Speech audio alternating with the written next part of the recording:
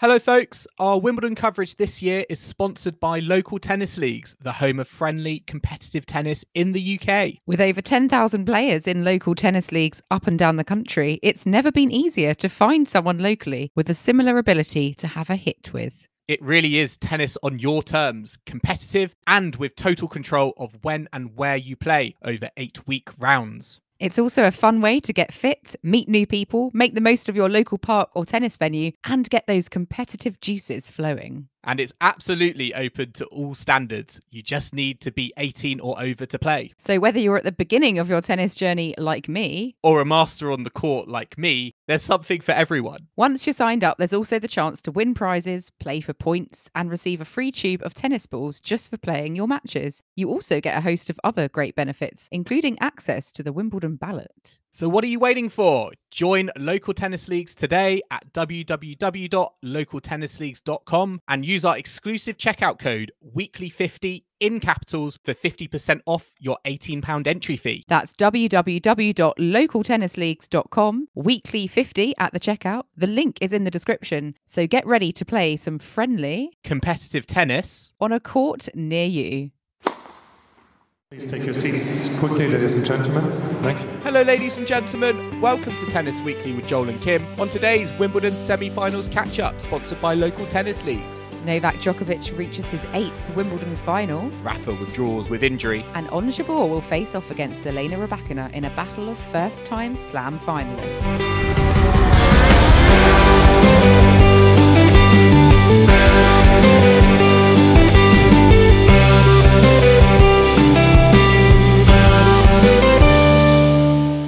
Kim, today is the 8th of July and we are here to catch up on the semi-finals at Wimbledon at Tennis Weekly HQ. Now, normally we would be catching up on all 4 matches across the men's and women's semi-finals in the singles draws, but unfortunately it's not the case. We've only got 3 matches to talk about, although there are a lot of still talking points to discuss with the non-match between Rafa and Kyrgios. But I think it's safe to say it's been a very dramatic last 24 hours, particularly for the Wimbledon men's draw.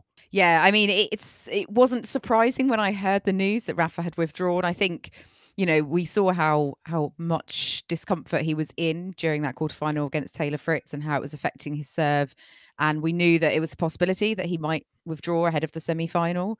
And, you know, it was obviously a difficult decision for him to make. He doesn't do this without good reason. And ultimately, you know, he hates it. He hates withdrawing, doesn't he? He hates it. I mean, I think he's had 7 career walkovers in total for various reasons. You know, that's going back to like 2004. So it is once in a blue moon, and we know that he often plays with various ailments and, you know, will only withdraw if it is something super kind of difficult. And I mean, in this case, you know, he had a scan, I think yesterday, which showed that there was a 7mm tear in his abdomen, and that if he was to play on, it could be made a lot worse, and that would, you know, it would mean a long injury layoff. Whereas at the moment, it's kind of a 3 to 4 week recovery period as it is. So, you know, based on the fact that he didn't think he'd be able to play 1 or 2 5-set matches to win the title, and he had the risk of making it a lot worse, I think it's definitely the right decision. Although I know some people are unhappy that we've been denied that showdown with Kyrgios. Yes, and we'll get onto that and all the kind of fallout from that match not happening. But Kim, I know that you were so much in denial about it. I believe you have gone on a trip up north to the Lake District, little family holiday. Were you in that much despair after the Rafa withdrawal? You just wanted to get away from it all? Yeah, I was. As soon as he announced that, I had that press conference, I was like, right, I'm off. I don't want to be anywhere near London. Can't stand it. My holidays can begin now. Yeah, no, I was already off early on Thursday morning. So well before Rafa's decision. Yeah, pre-booked holiday, was going to go ahead regardless. So yeah, it's been lovely weather up here at the moment. I know it's been lovely in Wimbledon as well, because Novak Djokovic was feeling the heat a little today. So hopefully, I think this weekend will certainly be nice. So I don't think the roof will be in action for any of the finals. finals, unless they go really, really, really long for a strange reason. I don't know. We're all set, it looks like, for a mini heat wave in London. So it should be glorious sunshine for finals weekend. But let's talk about those men's semi-finals. We did have one match that did take place today. That was Novak Djokovic versus Britain's Cam Norrie. Djokovic getting the job done, eventually winning in 4 sets, 2-6, 6-3, 6-2, 6-4, into his 8th Wimbledon final. I think now he's out on his own with a number of appearances in Grand Slam finals, reaching, I think, the number 32. So, yeah, it's another sort of record-breaking achievement in some respects, Kim. But at the same time, what was going on in that first set? Because it was not the Novak Djokovic we were expecting to walk out onto the tennis court. No, exactly. When I missed the start of the match, and when I was looking at the live scores, I thought, what on earth is going on?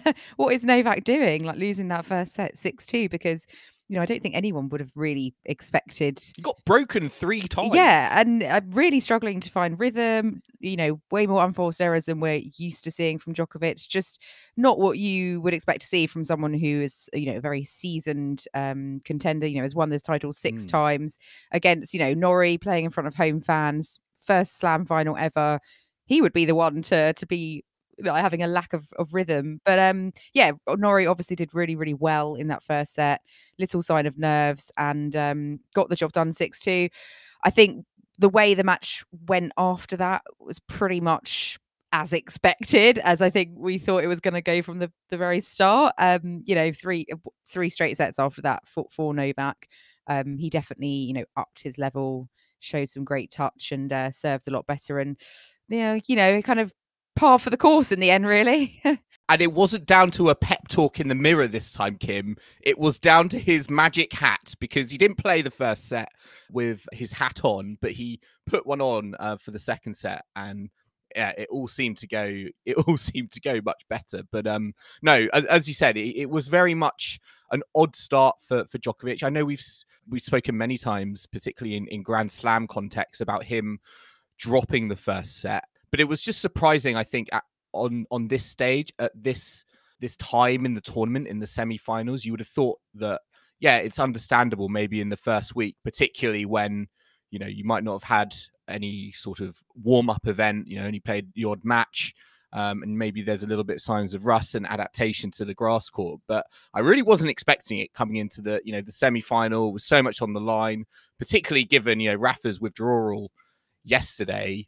I would have been thinking something like, Kyrgios has got a straight route into the final, hasn't been able to, or hasn't needed to step on court. So, he's going to be fresh for that. So for Djokovic, I was thinking, I'm the better tennis player here, but I back myself given all my experience at Grand Slams versus Cam Norrie, who's in his first ever Grand Slam semi-final. And I would have been looking to get the job done as quick as possible, as few minutes on court as possible, so I can go ahead and focus my attention on Nick Kyrgios in the final. Yeah, I mean, knowing that your opponent in the final has had like 3 to 4 almost days of rest, you obviously don't really want to, get embroiled in a long 5-setter for your semi-final. But, in the end, it was 2 hours, 34 minutes, pretty standard. It wasn't super long. I know Novak went 5 in his quarterfinal against Sinner, but ultimately, time on court, he hasn't really had the most grueling schedule, I would say. I think, we know he's supremely fit. And I think, when he first came back after not playing, really at the start of the year, he was sort of taking his time to get back up to full fitness, but he seems to be there now. So I don't think that's going to be a factor or a concern. And if anything, I mean, if Kyrgios does potentially have a shoulder issue, like a little niggle there, Djokovic is probably the one perhaps in better shape. Doesn't seem to have any physical ailments. But it's funny you mentioned the cap, actually, because I always feel that when Novak plays with a cap, he's less effective. But obviously today it was the opposite. He turned it around. So yeah, obviously helped today. But probably the biggest sort of night and day difference I felt watching the match between that first set and the rest of the match was his serve. As I said, he was broken almost at ease and at will by Norrie in that first set 3 times. Yes, Djokovic did also break Norrie, but yeah, his serving was just not what I was expecting. But if you compare that to kind of sets 2, 3, and 4, his serving really was a lot better, particularly his first serve. It really, I think, got him out of trouble where you wondered if there was a little door opening of opportunity for Norrie. I think I saw, a few times when he had 15-30, love 30. But no, Djokovic's serve just was getting him some free points. And also when he was going to the net as well, I mean, his touch at the net today, I felt was exceptional at times, particularly on the half volley. There were just some shots that he made that I was just like, there are not many players who would be able to make that shot, but Novak Djokovic is one of them. And yeah, it was impressive to see, I think, him being able to kind of reset, recalibrate things. Yes, Cam Norrie can make it awkward and difficult for opponents to find their rhythm. And maybe, Djokovic was feeling that in the first set, but certainly once he found his groove after an hour or so, it looked like the formality we were sort of expecting. And as much as I felt Cam Norrie was trying to G up the crowd to find inspiration, at the end of the day, I just don't think his, unfortunately, his execution on the court, it wasn't where it was needed to be to really, really push, Djokovic to a place that maybe someone like a Jannik Sinner was able to do. Yeah, and I think, it was a perfectly respectable performance from Norrie. I think he certainly has been a credit to himself, and I mean, what he's done this tournament, reaching the semi-finals, is fantastic. So he should be, super proud of what he's done. And it was obviously a very almost impossible task coming up against Djokovic really at Wimbledon at this stage. So I think he should hopefully go away feeling very proud of himself and not ruining any sort of super missed opportunities. I mean, it would have been fantastic if he'd have managed to sneak a 5th set or something. The crowd would have absolutely loved that, I'm sure. But it wasn't to be. Djokovic is into his 8th Wimbledon final. He's only lost 1 final here in his career, so chances are looking very strong for him to get another win. But we were wondering whether, this time yesterday, before Rafa announced his withdrawal, we were debating who it would be probably playing Novak in that final. But we now know it's Nick Kyrgios, because Rafa has, as we said earlier, withdrawn with the abdominal tear. I mean, a lot of people on social media sort of ruminating, we don't have 2 semi-finals now. That's such a shame for the tournament, for the fans. What about the people who have paid hundreds of pounds to be there? They're only getting 1 men's semi.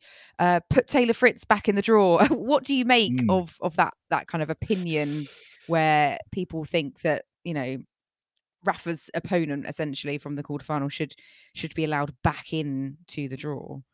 Yeah, I saw, conversations and big debates about this, and I understand it from the, the fan point of view, because it does feel like a kick in the teeth when, you've got fans, who've had these men's semi-final tickets for 2-3 years. There have been spectators who've had those tickets been carried over from the Wimbledon that got cancelled due to the pandemic. So from that point of view, it does feel like a shame that you're only going to get 1 men's semi-final match. And we don't actually get a lot of these situations, but at the same time, I do just think it's just unfair, I feel like, on the rest of the competition to say, Taylor Fritz, you've lost your match against Rafa, don't worry, because he's withdrawn, you can come back into the tournament. For me, that feels like a very slippery slope, very messy situation to be in. And I just don't think there should be any sort of talk really of losers being able to be entered back into a main draw.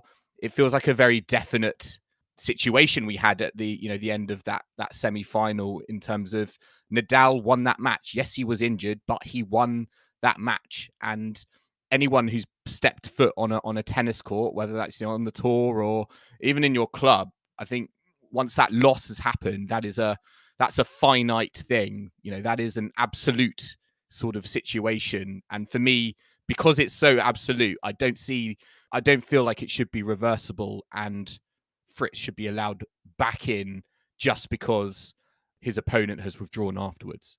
Yeah, I am in agreement with you, Joel, because I mean, if Taylor Fritz then went on to win the tournament, there would be massive question marks, wouldn't there? Asterisks. Oh, he shouldn't have even been there.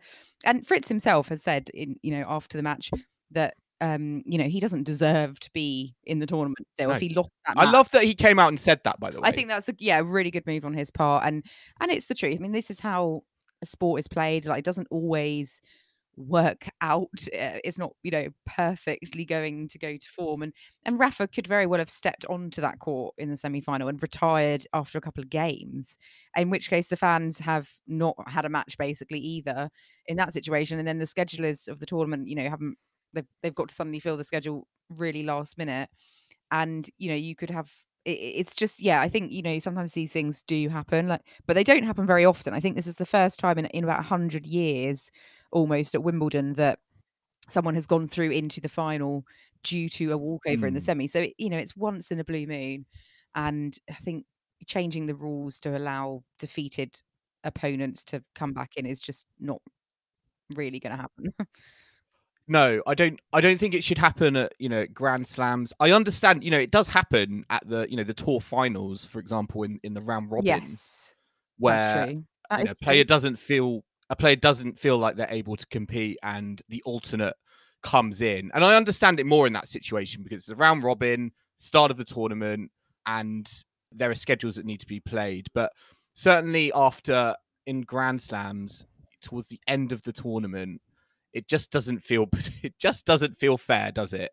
And I don't think competitors like Nadal, even when they're playing their match against Fritz and they feel injured, they don't want to retire or feel like, I don't feel like they should feel that pressure of, oh, but what will the fans think if I withdraw afterwards and they're, left disappointed by only having, one men's semi-final match. It shouldn't, they shouldn't have to think like that. They should be thinking about themselves. They should be thinking about competing to the absolute bitter end. And that's what we know, Rafa and his mentality. And it really should be about what the player wants to do. And if Rafa wants to show that, he can win a match being injured and, then withdraw, that's up to him. And I think it's up to the organizers to decide how do we combat that. But I don't think there should be any onus on a player to feel like, oh, I don't think I'm going to be able to play my men's semi-final. Therefore, I'm going to retire mid-match in my quarterfinal. So spectators get a guaranteed 2 matches in the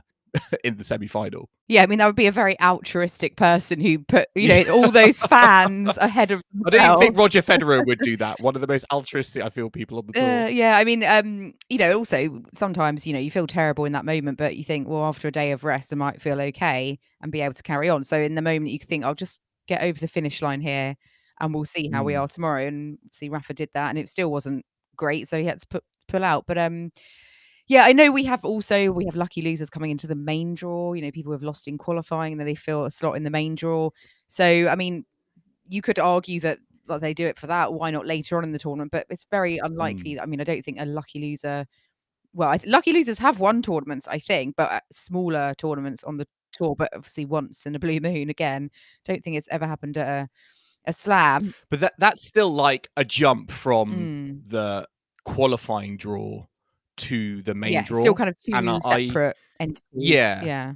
And whereas here it's like it feels like a second life in the main draw, which doesn't feel fair. This is the main draw at an event is the it's the top level, and there should be, I feel like, no kind of compromises there. And again, I just think it's a very messy situation you could potentially get yourself into if you did allow players to come back into the tournament, because you'd just be opening up, I think, conversations on the integrity of letting players back in who have lost. And as you said, we've spoken about, I think, in the past, having asterisks and against players' names, champions' names, because of COVID or because of the players who were there or in the final. But you'd just be kind of opening up that conversation even more, I feel, if you added players back into the tournament. Could you imagine, Kim, a lucky loser asterisk winning a tournament? It would just look very, very silly. And yeah, it doesn't feel right, and it doesn't feel like something to be honest, it doesn't even feel like something I would even like. You know, I know how we joke about testing things at kind of like the next gen finals or something. It's not even something I would even consider testing, because it just, to me, is just so just not sport. Yeah, and also, I mean, logistically, a lot of players just go home immediately after they lose. They get a flight quite soon after. Whereas, you know, you don't know if someone is always necessarily injured who you might lose to. You don't know what their plans are or agenda are. Oh, they might suddenly pull out. I better stick around for 2 days just in case. I mean, that's just not plausible, and someone could suddenly develop something awful the night before their match out of the blue, and it's not really. I think there's enough. If you wrote a pros and cons list, there would be a lot more cons than pros. But funnily enough, it did make me think back in the day. I can't remember what year this stopped happening. Someone with much more historic knowledge of tennis will have to help us out here. But they used to have it where the previous year's, champion, the defending champion, only had to rock up like for the final, and they were just like automatically straight in the final, and everyone else, everyone else had to compete for the chance. Well, that's testing my historical to play knowledge, the Kim. defending champion. I mean, I think I learned about this in the Wimbledon Museum like many years ago. And I mean, they must have stopped doing this like way before the Open era. But I just think that's ridiculous, because you could literally keep winning Wimbledon but only play one match. It's just, and then the person you're playing in the finals had to go through like several rounds. I mean, I just can't believe that ever happened. But there we go. Let's look ahead to the men's final, because we do have Djokovic Kyrgios. Lot of chat going around amongst Rafa fans about who they will be supporting in that final, because on one side, you've got Djokovic going for his 21st Grand Slam title, and us Rafa fans, our man's on number 22. Do we want Novak to get any more and be close to that?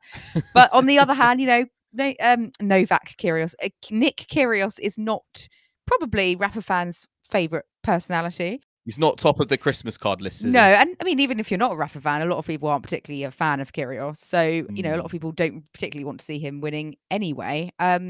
So that's the, debate. I mean, just on that, because I think there was a newspaper headline today or yesterday I saw that was, is this Wimbledon's worst nightmare? Yes, yeah. Nick Kyrgios in the final. For example, hypothetical situation, Nick Kyrgios, Wimbledon 2022 men's champion, he's going to be in court next month. Is that a good look? Also, the number of fines he's obviously received this week, some of the statements he's been making in interviews on court and in the press room. You've got to think that there are probably people at Wimbledon, much like I feel like a lot of just general tennis fans are just very divided. I mean, he's a very divisive person, isn't he? He's very Marmite. People love him, people hate him. And again, where do you think Wimbledon are thinking on Nick Kyrgios in terms of, it's exciting, him finally fulfilling on his talent and making a Grand Slam final for the first time. But at the same time, given all the things that have happened, I think secretly kind of hoping, please don't cause a scene in the final. Cause a scene. Exactly. Don't lower the tone in a Wimbledon final. Yeah, I mean, I think that, I don't know this for sure, but I actually feel that Kyrgios is probably going to behave himself. I think he will hopefully appreciate the magnitude of the situation and realize that, it's a moment that deserves and warrants a bit more respect. But I mean, that sounds silly me saying that, because just because it's a Wimbledon final doesn't mean you should respect the court or the staff anymore. Like, you should always respect the court and the staff. But I feel like he's probably is going to behave, unless he, I don't know, I don't know, but I feel like it's probably, we're expecting fireworks and drama and tantrums, and actually it might be a bit disappointing to some people because they want that. I mean, Djokovic did say, after his match against Norrie, that he expects there to be emotional fireworks, in his words, in the final, which was interesting because at the same time, I think certainly if this match had happened maybe 2, 3, 4 years ago, and I think back then it was a different Nick Kyrgios in the sense, yes, we still see those outbursts, but I think we can all, I feel like he's sort of changed a little bit his perspective, And he has matured, I feel, not maybe like overly, but he's certainly, I think, changed over time. And certainly his relationship with Djokovic has also changed because, he has spoken about the fact that their relationship is now, in his words, a bit of a bromance. And it's got to a point where actually they're messaging each other on Instagram DMs. I would love to see what those DMs are saying, but this feels quite far away from what we've seen before. I think particularly on Nick Kyrgios's Twitter, tweeting things about Novak Djokovic and some of their past encounters. So from that kind of situation, I was a bit surprised to hear Djokovic say, "Yeah, I think there's going to be emotional fireworks on both sides." When Nick Kyrgios is saying, "Actually, it's all cool between us now. We're actually having a bit of a bromance." But I still think Kyrgios and Tsitsipas, they probably had a bit of a bromance going at some point, and now that has completely soured. So again, it could be the same situation. Yeah, maybe that bromance will end in about 2 days' time. I mean, yeah. So Kyrgios has a winning record over Novak. The 2 matches that they played, they were in 2017. They were on hard courts. That was not, I think, a period of time where Djokovic was actually at his best. Things were not really great between these players. So things are different now. And it's a Grand Slam final, which always changes the situation. It's very, very different playing, over 5 sets on a scale like this. So I really don't see that head-to-head as being too significant, to be quite honest with you. And, one thing I saw today, Kyrgios said that when he found out that Rafa had withdrawn and that he was already into the final, he said he only got like an hour of sleep the night after. So last night, I guess that would have been. And that's not ideal. And he said he was feeling really nervous, and I mean, it's quite interesting that he's openly admitted that. And maybe it's going to clear and get out of his system before the final. But I don't know. I'm just what kind of Kyrgios are we going to see? I know he's been in a doubles slam final before. Obviously won the Australian Open men's doubles this year, but singles is very different. And I can. His serve that's been working like so well this fortnight, is he going to be able to is he going to be able to perform the way that we have seen him, in the matches prior? And, not to say that Djokovic is going to play lights out tennis. We've seen him get to slams and not be able to perform, the US Open last year, for example, but that was very different. I think he was really going for history there, wasn't he? To try and do the calendar slam. So I think he's going to be a lot more relaxed in this final. Yeah, it's for me this matchup is a classic sort of contrast between, you've got the Nick Kyrgios, the big server, against Novak Djokovic, one of the big returners of this generation. I mean, I watched him against Tim van Rijthoven earlier on in the tournament, another guy who had a big serve under the roof, indoor court. You felt like it would have favored him, and Djokovic just really kind of took it apart. And for me, if Nick Kyrgios does want to win, he's gonna not get nervous, hope that his first serve is firing. But as you said, I think this is a stage that he's never been on before, and I don't know how his personality is gonna is it going to kind of gel with it? And when you've got someone like Djokovic returning your serves across the net, I don't know how if Nick is gonna get really frustrated at maybe the lack of 3 points he might get from his first serve that we've seen him get throughout the tournament. So surprise, he's going to need to handle handle himself and conduct himself in the right way, because as soon as he loses any sort of focus, I think Djokovic will kind of go in for the kill. And it could be a match that I think either goes that way, and it could be a very easy straight sets win for Novak Djokovic. But at the same time, if Kyrgios serve is firing and he doesn't kind of, I think, get embroiled with himself and starts monologuing, interacting with the crowd, gets on and focuses on his game, then I certainly think it could be a really close and tight affair. I think, it could go both. I genuinely think this match could go both ways. Yeah, and I think there's almost a sort of love-hate situation going on.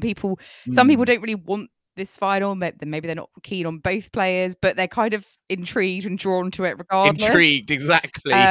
So I don't know if I will be sitting in front of the telly sort of avidly watching, or I will be like refusing That's to fine, watch. Kim, because I'll be messaging you on WhatsApp about it minute by minute. I have a running commentary from you. I think intrigue is the word of the moment for this match. I mean, I do hope it's a good match, and I don't really want there to be any sort of awful circumstances, but you just have to sort of, you could never rule that out with Nick Kyrgios. He's always a certain amount of volatility when he steps on a tennis court. So it's going to be interesting. I know that's a really naff word to use. It's going to be interesting. For the same, the women's final is also going to be interesting, but for completely different reasons. So I do think we have got some less obvious finals perhaps coming up, which is good, and we'll get on to the women's final in a second in the second half. But let's have a prediction, Joel. Who are you going to go with for your men's champion Wimbledon 2022? I'm going to go with Nick Kyrgios. Oh, you actually?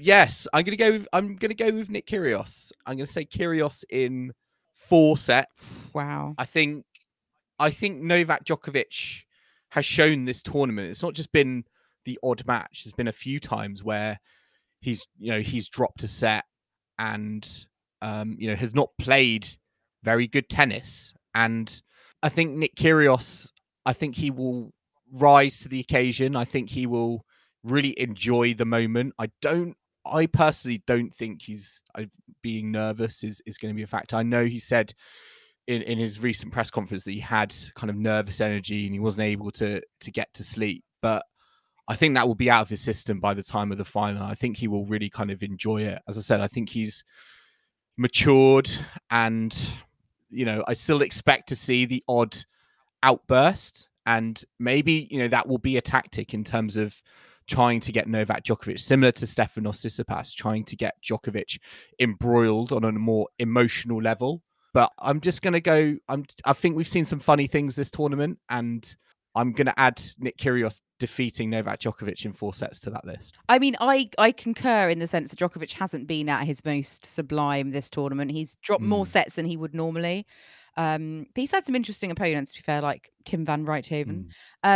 But I want it to be emotion versus emotion, though. I think both these players play best when emotion is involved, and there's been times where they've been playing opponents where they've given them no emotion, like Djokovic versus Sinner, Kyrgios versus Nakashima.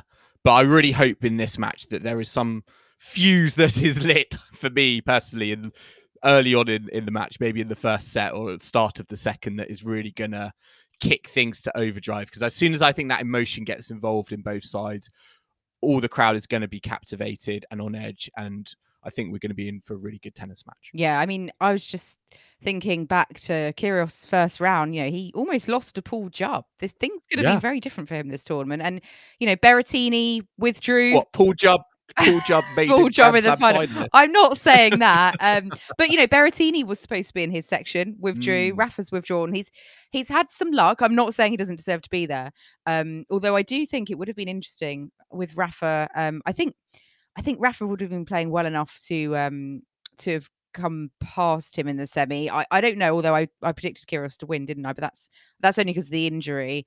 And I would have loved to have seen Rafa had a crack at Novak in the final, because I think Rafa's level I think Novak's level isn't as good as when they played like 3 years ago, and Rafa narrowly lost that. So it would have been really interesting. However, it's not the way it has panned out, and I'm going to go with Djokovic. So I think Djokovic will win in 5 sets. Ooh, I think if it goes 5, it goes crunch time. Novak's winning. I mean, they've both got great 5-set records. I think Kyrgios hasn't lost in 5 sets at Wimbledon, so it's really interesting. But it's interesting because of any which way it could go, because that Djokovic could also, if he's got his returning game ready to go from point 1, and it'll be interesting, I think, to see how those early service games in the match to see how Djokovic is handling that Kyrgios serve. It could be lights out for Kyrgios very, very early on if Djokovic is just able to read that, easily, get Kyrgios frustrated, not being able to do what he wants to do. I think also Novak has the capacity to obviously just pull out of performance, totally winning champions performance, and nail him in 3 sets. And we have seen, players beat Novak in slam finals like Medvedev or Stan, back in the day.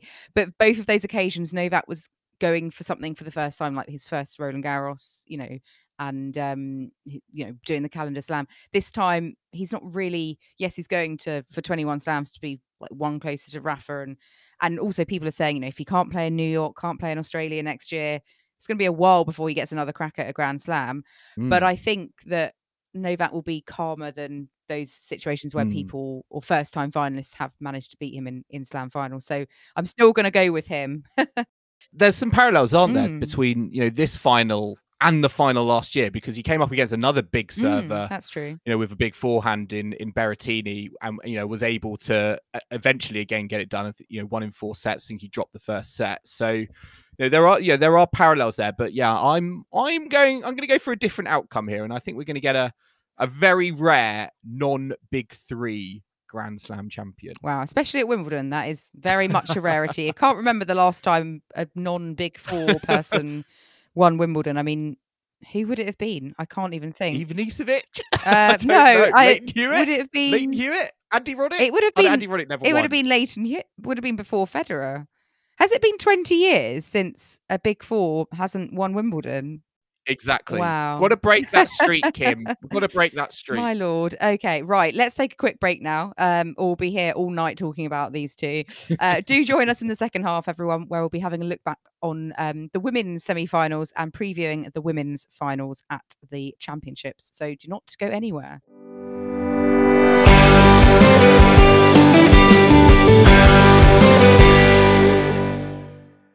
Welcome back to our Wimbledon semi-finals catch-up, sponsored by local tennis leagues. And now we're going to move on to looking back on the women's semi-finals from Thursday. Let's start with Elena Rybakina against Simona Halep, which was the second semi-final. This did not go the way I was expecting, Joel. I was so sure Halep was going to just come through quite comfortably in straight sets, as she has been doing. I really thought she was had honed herself into another champions performance and would definitely reach the final. I was quite confident, but yeah, it was not her day. She was not having a very good day on serve, 9 double faults, which was a lot, and yeah, Rybakina was very focused. Her serve was very much on point, and yeah, she just out hit Simona Halep, and Simona Halep has been playing really well. So Elena Rybakina, she surprised me, and I think she surprised a lot of people with that performance. No, I agree, because what we were just talking about is this is going to be Anisimova 2.0 in the ladies semi-final. I was reading some comments from Halep's coach Muratoglu about kind of the reason for the defeat, and he was talking about quite interestingly about the fact that she's played a lot of tennis. She's played 4 straight weeks, I think, of grass court tournaments, and perhaps it caught up to her a little bit.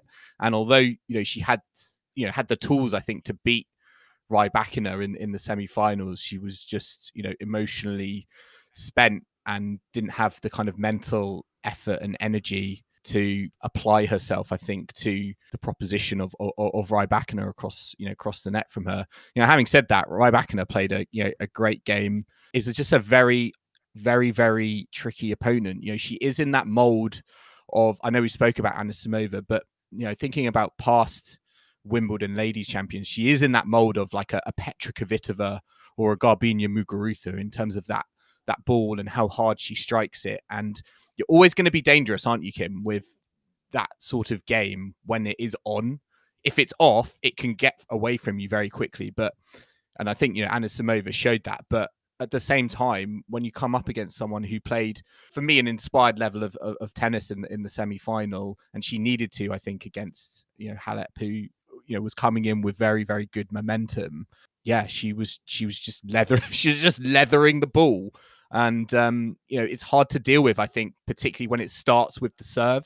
Despite Halep is a very, very good returner, but it's hard to stop that Rybakina serve and do what you want to do with it, you know, from the returner point of view. So decent win for her, but perhaps a little bit unexpected as well. Yeah, and I think it was her first time on centre court, 'cause all her matches, you know, previously had, well, either been court one or another court. So she handled the occasion very well. And I think we were all sort of expecting her to falter in the second set. You know, she was a set and a break up, and you kind of, there was a few erratic, like, It's a bit shots. nervy. Yeah. Did get a bit nervy, didn't Little it? bit of nerves, but she managed to kind of rein that in and pull it together. And, you know, it was in the end very, very calm and composed, which I think, you know, you've got to be if you're in these situations in a Grand Slam for the first time.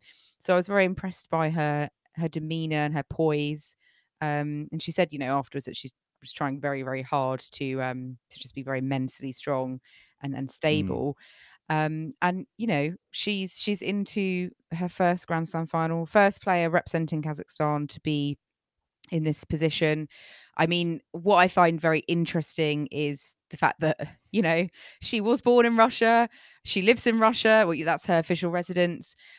She moved to represent Kazakhstan, I think, in 2018, 2017, 2018, because essentially the federation were offering her, you know, more money, funding. So I do wonder if Rybakina is to win tomorrow, you know, how much is going to be made of her Russian background and heritage, whether Wimbledon are thinking, oh no, like people are going to be thinking it's very ironic that essentially a Russian has won Wimbledon despite the ban. I mean, my impression is the role that Russia played in Rybakina getting to the final, in the loosest sense possible, is we didn't back her and give her any funding to a point that she was like, well, I'm off to Kazakhstan because they're going to offer me lots more support. But no, I think in all seriousness, no, I think I was reading in an interview, she's a bit sick and tired of all these kind of questions being raised about her, you know, her heritage. Yes, it is a talking point. It's going to continue to be a talking point. Kim, the talking point though for me that is the most interesting though is her record in finals. It's not very good. She's lost, I believe, her last 4 finals. So I think there's going to be big question marks in terms of being able to play her game on the biggest stage of all. And yes, it will be a battle against another first-time finalist in Ons Jabeur, but she is a player who I don't think has any of that nervous energy that maybe Rybakina and Nick Kyrgios share. So for me, that is the bigger talking point, particularly in regards to the match. You know, coming up is how does she block all those finals and ending up as the runner-up out of her mind and go into that match firmly believing that I've got a chance of becoming a Grand Slam champion. Yeah, I think she's only won 2 WTA titles, but has certainly been in something about like 8 finals. So bit of a Felix Auger-Aliassime situation, kind of. In the sense of, you know, not the great record. It's not that bad finals yet, but it's certainly getting there. Prove me wrong, Elena. Go on. But yeah, she will be playing Ons Jabeur in the final because Ons Jabeur came through against Tatiana Maria in 3 sets. It was 6-2, 3-6, 6-1. So obviously, you know, these two are very, very good friends. They know each other very well. And, you know, it was an entertaining match for a bit, but ultimately, you know, Ons Jabeur came out very, very strong finish to the match. And you know, we didn't really look back at the start of that 3rd set, I should say.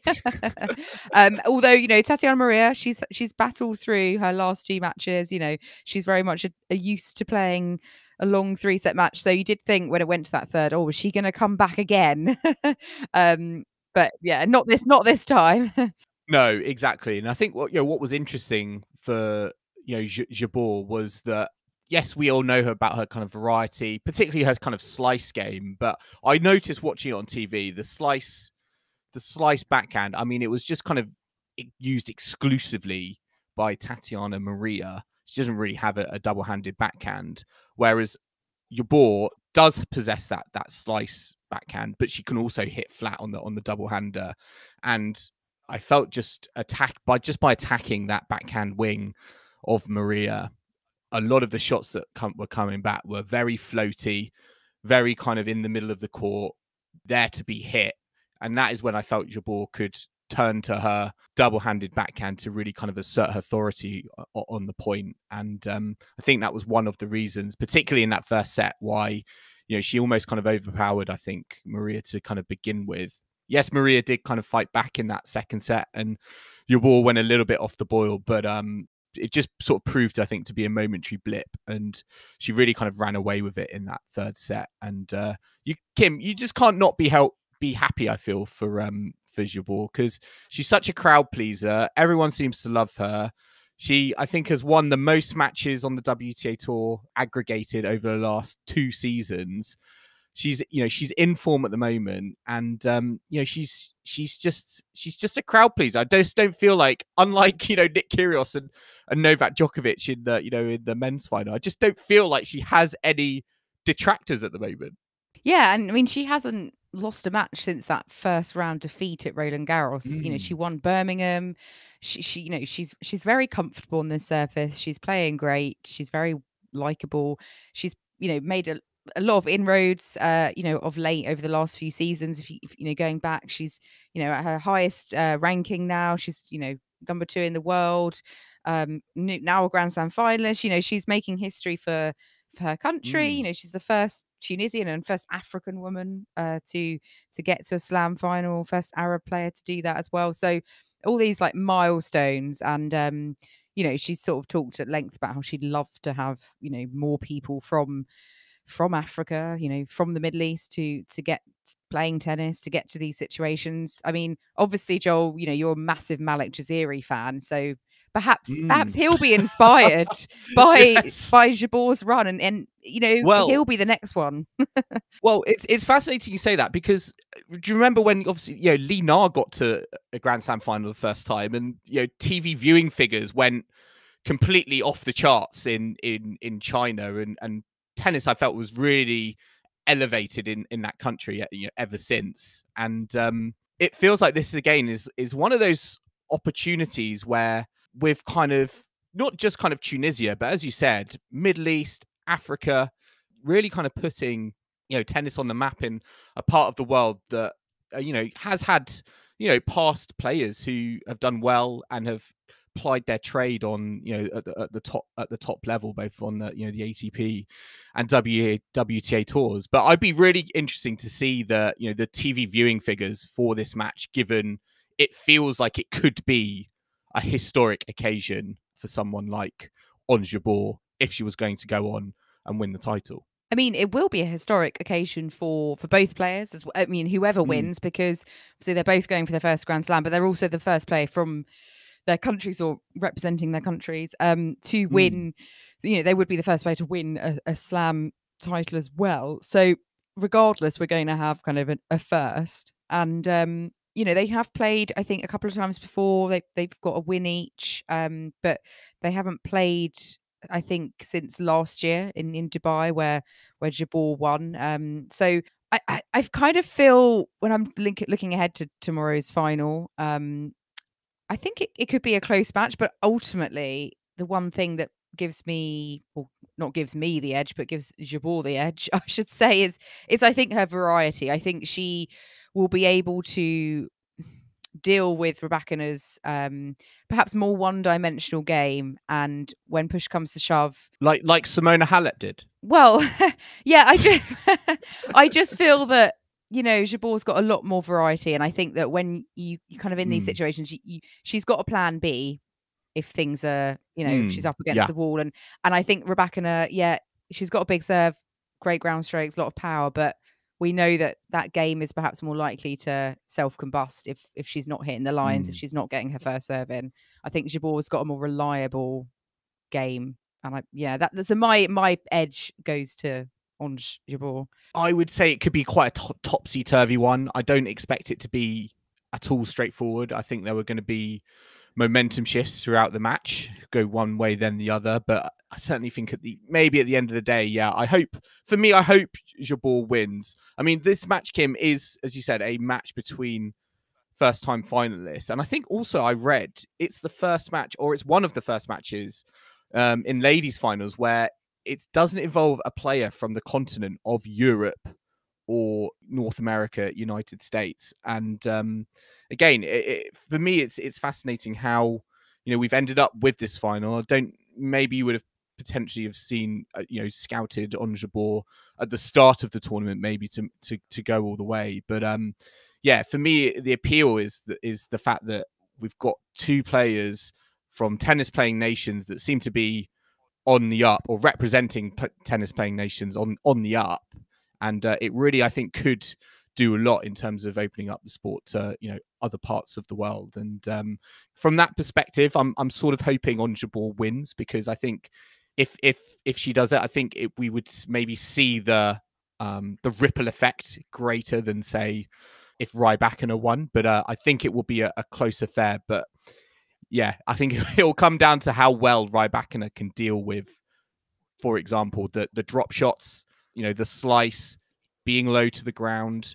Her movement, I think, is going to be very much under the microscope by Jabeur, and whether Jabeur can execute her game, because there are times, particularly in that semi, where she wasn't able to do that. Yes, she was able to kind of refocus and reset herself, but yeah, I think there are a few questions on both sides. Yeah, I mean, the only thing I would say against Ons Jabeur is the fact that she will be feeling the pressure more, the expectation as the higher seed. I think she loves it, though. Yeah, I think she's really reined in the kind of nervousness that we've seen from her, like years gone by. I think she's really got on top of that. But this is obviously new territory for them both, so I think they're both likely to feel nerves. So I don't know. I just feel that maybe Ons Jabeur, as the favourite, essentially, is perhaps going to be feeling that expectation more. Whereas Rybakina, probably in her mind, needs to think of herself as the underdog and just think, I need to just go for it. And I think if Rybakina plays lights out tennis and it's on point, I think she's got the potential to like win in straight sets. But I think if the match goes longer, if it goes to 3, I definitely would favour Jabeur. I think she's got a really good 3-set record. I think she leads the tour in the terms of 3-set matches won. And also just matches won generally, as you said. So I think, yeah, again, I think Jabeur in 3 or 2. I think I'm gonna go. I think I might go 2 actually, but I think it could be a sort of 6-4, 7-6 job potentially. Could have a tie break. I hope it's a great final. I don't think that. I'm thinking Jabeur in 3, and I think it's going to be like 6-2, 2-6, 6-2, okay. or something like that. I do think there's going to be. I think I'm expecting a final where there's going to be the majority of time one player who's going to be playing better or on top of their opponent than both players playing well at the same time, and we get a really great spectacle. Maybe I hope to be proved wrong, but yeah, I always feel like with those clash of styles, sometimes, yeah, it's more of like, I'll figure you out, then you figure me out, and it's sort of a bit of a to and fro approach, as opposed to like they combine and mesh, and great tennis is played as a result. Yeah, and I think I don't know. It is. I'm quite pleased with the final that we've got, actually, because I think it is. It is, a clash of styles again, and I think similar to perhaps the men's final, and I think it's kind of a breath of fresh air as well. I mean, perhaps you could say that about all the women's finals at the moment. It's different players every time, but I think also it's the first time that we've actually had 2 new Slam finalists at Wimbledon. Because obviously a lot of Wimbledon the last however many years has been dominated by the Williams sisters, and obviously last year we Ash Barty and Pliskova had both been in a Slam final. So I think it's actually a while since we've had 2 new Slam finalists at Wimbledon. So I think maybe some of the typical Wimbledon crowd won't know these players, but I hope we get a good match, obviously. I mean, again, Kim, there are parallels there, aren't there, with the final last year? Barty, variety, Pliskova, big serve, flat, baseline. So it's similar sort of styles, isn't it, to last year? Just sort of new names on the scoreboard. Hopefully, we won't have as painful a start to the match as we did last year with Pliskova going like 5 love down. Oh, yes. I remember watching that, and she just couldn't get a ball in court, to start the match. Yeah. It was not pleasant, but she took it to 3 sets. In the end, it was all right. That was so impressive. Yeah. The fact that happened, but Yeah, it's I'll be interested. But yeah, I'm gonna go Jabeur in 3. Okay, I'm gonna go for Jabeur as well. So Jabeur and well, we're split on the men, but we're in agreement on the women. I think one match that is probably going to go 5 sets is the men's doubles final, though, Joel, which is tomorrow as well, and that's Mektic and Pavic, second seeds, against Ebden and Purcell, the 14th seeds from Australia. So that will follow Rybakina and Ons Jabeur. Now, I was not very pleased yesterday with the first men's doubles semi-final because, unfortunately, Joe Salisbury and Rajeev Ram lost from 2 sets up, painful, 5 match points. And some of those match points they really should have. I mean, they hit a double fault on one of them. I think Rajeev hit a forehand like long as well on another. So, and then it just, they kind of got whooped in the end in that final set. So I was just thinking, oh, what an opportunity missed, as I'm sure they were. But yeah, I think that doubles final will be, I think it'll be quite a close one. Mektic and Pavic came through in a 5th set against Cabal and Farah yesterday. So they've played quite a lot of tennis. I mean, Matt Ebden's played a lot of tennis because he was also in the mixed doubles final, which went the way of his opponent, actually, which was, fortunately for Britain, Neal Skupski and Desirae Krawczyk. They won it last year. They've defended their title. So I think it's the first time in, I think, about 25 years that someone has defended a mixed doubles at Wimbledon. Really impressive. So really good stuff. It was straight sets. Yeah, very pleased. Straight sets in the final. And Kim, I'm a massive Sam, as all our listeners know, I'm a massive Sam Stosur fan. So, gutted. Truly gutted. Her and Ebden. No, it was unfortunate for them. But yeah, Skupski and Krawczyk just played better on the day. And Kim, just to add to that, Cabal Farah, Mektic Pavic. I was telling you before we started recording. Is that not the most quintessential Grand Slam doubles semi-final match? The only thing that could have made it more quintessential was it going to a last set tiebreak in the 5th set. And lo and behold, it did. No, I mean, the men's doubles, because we still play best of 5 at Wimbledon. It's the only slam that they still do that for the men's doubles. It's, it does bring up these very close epics. I mean, Kim, Ram and Salisbury would have been in the final if it was best of 3. In that case, it should be best of 3. No, I mean, we've also got the wheelchair action going on. Alfie Hewitt had a really good semi-final today. Came from a set down to beat Gustavo Fernandez. So he's into the men's singles wheelchair final. Him and Gordon Reed are also playing at the moment as we're recording in the doubles. De Groot and Van Koot, Joel, are also in proceedings. You'll be pleased to know. I think they're scheduled in their semi tomorrow. So we'll update everything from that side on Sunday. And the women's doubles is also, we've got Siniakova and Krawczyk in the women's doubles final, which will take place on Sunday. And Collins, Krawczyk, Zhang and Mertens are in a 3rd set at the moment. So Krawczyk still on potentially to win 2 titles. Yeah, I will say just on that wheelchair singles match with Alfie Hewitt, watched a little bit of it early on number 1 court. I thought it was a very smart move by Wimbledon to put it on number 1 court. I think it was great showcase for wheelchair tennis. It was a great match, went 3 hours plus. And really, really dramatic stuff. And I know there was been calls earlier in the week about the fact that players feeling disappointed. I think Alfie Hewitt particularly called it out that, the wheelchair tennis is still out on those outside courts. And I do think, Kim, we are entering more of a change, I think, particularly with disability tennis and the fact that, I think it should get its day on a show court, not just on the outside court. So, from that perspective, I think it was really long overdue actually that they were out on number 1. And again, it was just a great showcase, I think, for the event. I think, there'll be some people who say that, it only was there because, they had a spot to fill on center and the ladies doubles went on there and everything got kind of shifted. But I hope the kind of organizers look at this in the future and just show that there is appetite there beyond just putting it out on an outside court. And I hope that in the future it can be incorporated more into the show court schedule. Yeah, because a lot of the time it's kind of exposure, isn't it? People would enjoy it and would watch it, but they're just not exposed to it because it's never put on prime time, mainstream courts and everything. So yeah, definitely, hopefully it's helped boost the visibility and the profile, because it was a fantastic match, and it's absolutely no reason why it shouldn't be. So we wish Alfie here all the best for the final, and we'll be rounding up everything, bit of juniors as well going on obviously with the finals over the weekend. So we'll be back on Sunday to round all the action up, to lament a potential disruption in the men's final. I really don't know what's going to happen there. It could be absolute what are we going to talk about? I don't know. Yeah. But we'll find out. We'll find out by Sunday. Listeners, I hope you enjoyed listening to this semi-finals catch up with Tennis Weekly. Remember to subscribe to us on whatever device you listen to us on to stay up to date on all the action to come over finals weekend at Wimbledon.